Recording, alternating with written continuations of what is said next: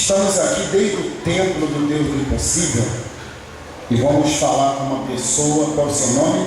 Adielsa. Quando você chegou aqui na igreja, qual é a doença que você tinha? Eu tinha um nódulo no meu seio. Tinha um nódulo aonde? No meu seio. Durante quanto tempo?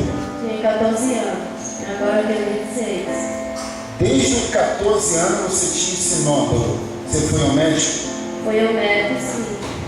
Ele falou pra mim que ele ia vir me operar.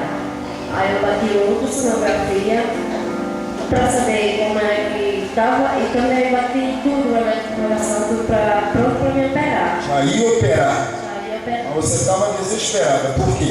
Estava desesperada, muito desesperada, por causa que as minhas amigas estavam com o mesmo problema que eu, aí eu estava vendo o desespero delas.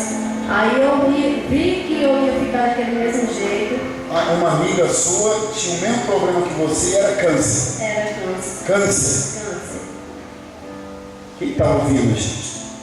Você está ouvindo? Câncer. E essa amiga chegou a perder Chegou a perder o seio, né? Chegou a perder o seio. Ela operou, mas não teve jeito. Aí saiu novamente debaixo das axilas dela. Aí não teve mais jeito.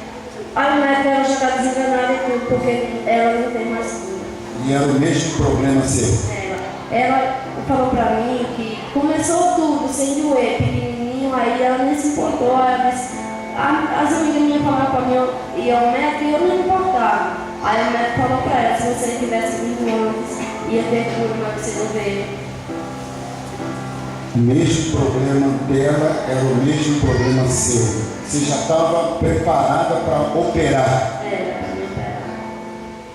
Aí você veio aqui convidada por uma pessoa. Foi. Essa pessoa, Deus botou essa pessoa no meu caminho. Você fica até emocionada, né? Por que você fica emocionada? Porque Deus botou ela no meu caminho e agora eu estou curada, não vou precisar mais operar.